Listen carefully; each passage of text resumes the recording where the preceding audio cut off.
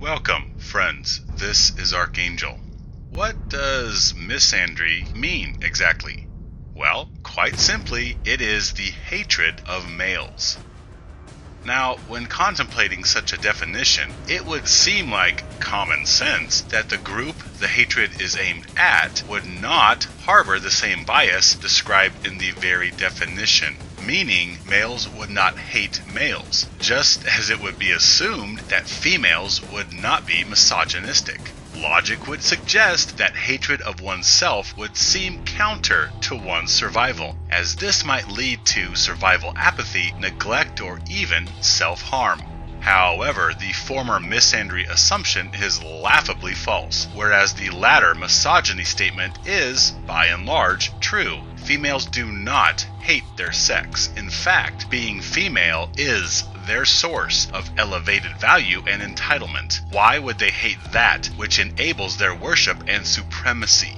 They may dislike other members of the female sex, but they do not incite hatred against their own sex because obviously this would threaten their pampering elevation and ultimately their supremacy.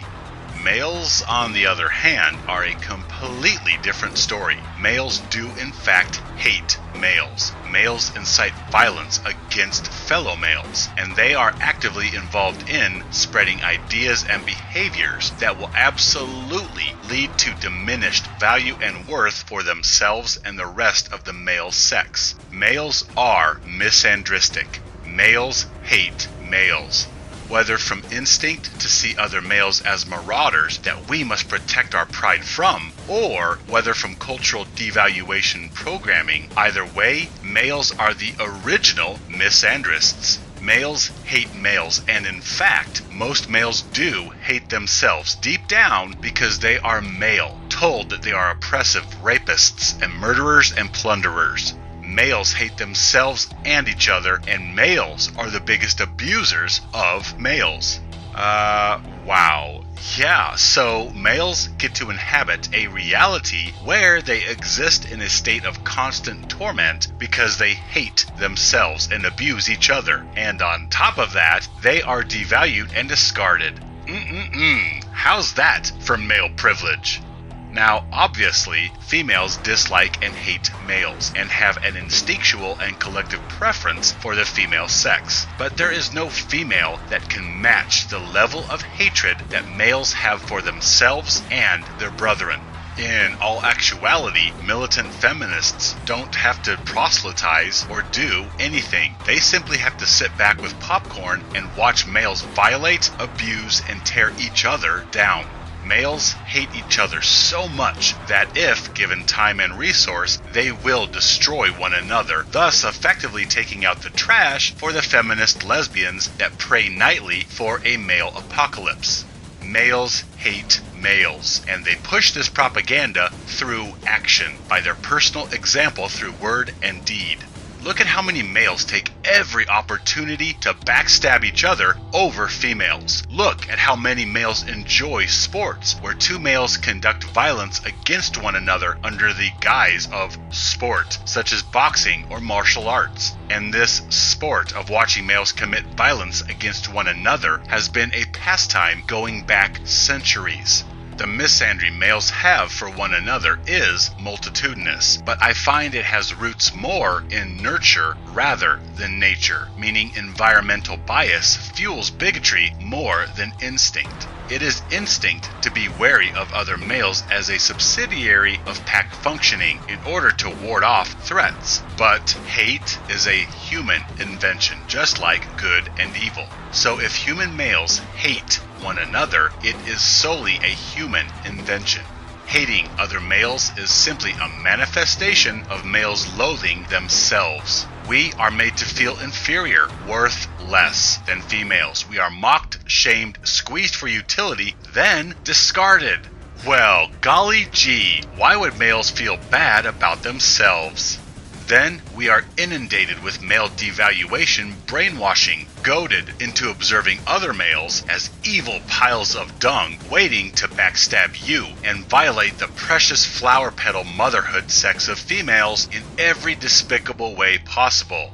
And the results? Well, duh, the results are as predictable as clockwork. We have nurtured an entire sex to subconsciously dislike themselves and openly disparage and hate the other raping, murdering, plundering ogres in this patriarchal environment. The proof of male misandry is in their words and behaviors. I have long observed one disgusting facet of humanity, which is the appetite that males have for male suffering. Males like to see all other males who are not them suffer. For example, just today, I watched a guy run out of a racquetball court all animated, telling everybody in the immediate vicinity, "Joe just smacked himself in the nuts. Come check it out." He stated excitedly as he laughed and made enthusiastic "come here" waving gestures while pointing to the court. I absolutely did not go to gawk at another man's pain, so I gave this guy a disgusted, piss-off look. No, really, come look, it's super funny." Yeah, so my face held the emotion of quarried rock. Then he tried to solicit other people in the vicinity. "Come look, it's too funny, come on." He seemed perplexed that we did not come running to laugh at a male in pain. So I finally said, wow, you are such a good friend, laughing at your buddy's pain.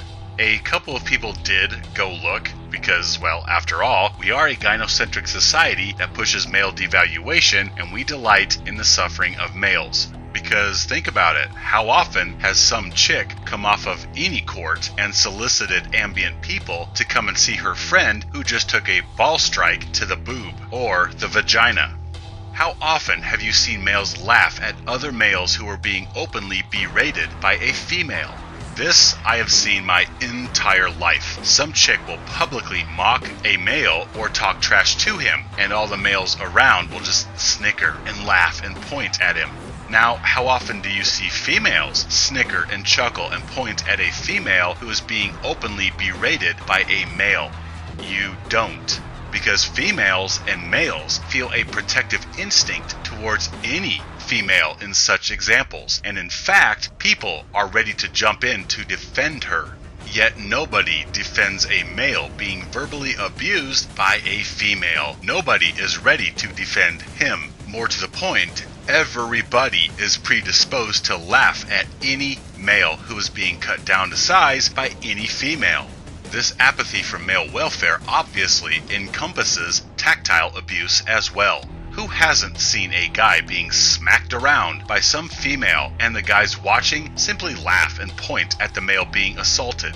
I have seen this disgusting scenario too many times throughout my life. Yet if the guy struck back, or if the reverse were true, a male was smacking around some chick, neither females nor males would be laughing and pointing, but rather they would be suiting up with their white knight armor to jump in and defend her and beat him down, regardless of the circumstances. These types of behaviors communicate to females that they are above the law and that they will be protected against all dangers and against their own trespasses onto others. They can do anything that they want to anybody at any time they like. But more importantly, this behavior by males in such occurrences tells us something very ominous, that males hate males. Males abuse other males. Males throw other males under the bus at any and every opportunity possible. Males encourage the mistreatment of other males, and most horrific of all, males find sick entertainment in the suffering of other males. This is a dismal picture, since males are the only ones who can save males. Yet males are the biggest haters of males. Savor that paradox on your palate. The misandry of females is inconsequential. It is the misandry of males that gives male devaluation and disposal any bite or traction in reality. Males hate males, and they demonstrate this when they delight in the abuse and pain of other males. Males make their male hatred known when they fail to stick up for male welfare, but rather find entertainment in male mistreatment. Males display their absolute misandry through their everyday actions or lack of action. Males push misandry by example. I see the suffering of my brothers, and I am called to help. Yet the sadness of reality is that I have to retreat from those who I seek to awaken, because I realize deep down that they despise me just as they do all other males. This is the tragedy of male existence. We cannot be close to anyone. Females seek to use us for utility, and males delight in our abuse and misfortune. Males get no oasis in this life. They are utterly alone in this existence.